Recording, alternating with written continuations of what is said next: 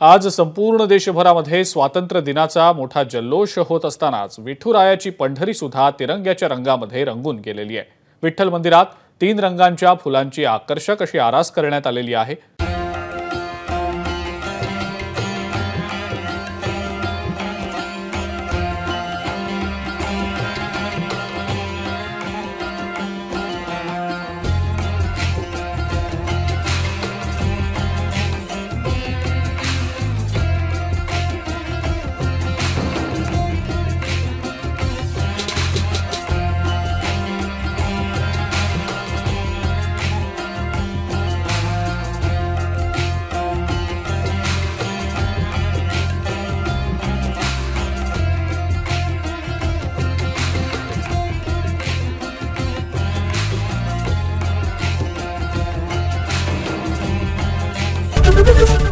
ABP माझा, उघडा डोळे बघा नीट।